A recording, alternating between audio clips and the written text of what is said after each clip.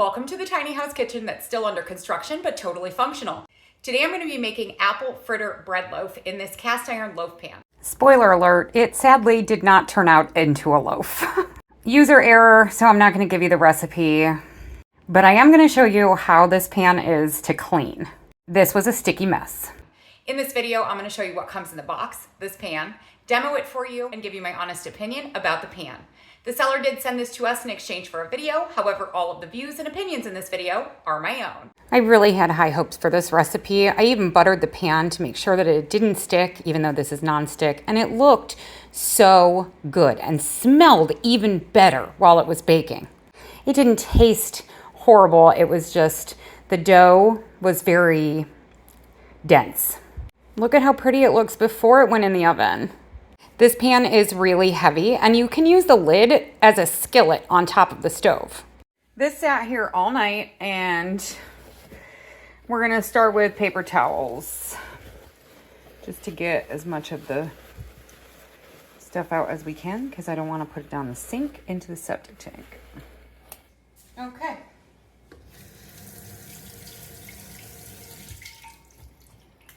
A little bit of Dawn Power Suds.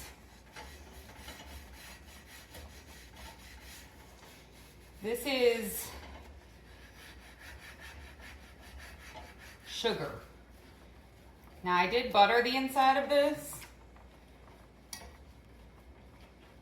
but it was essentially caramel.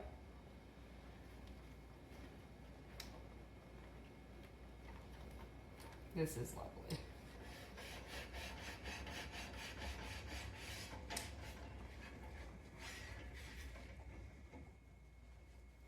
It didn't require any scrubbing at all.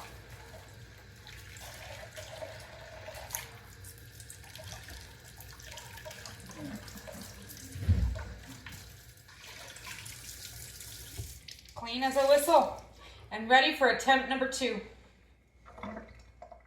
Let's just try out their classic white bread recipe. This calls for 3 cups of AP flour, a cup of warm water, 2 teaspoons of active dry yeast, 2 tablespoons of sugar, 1 teaspoon of salt, and 2 tablespoons of butter.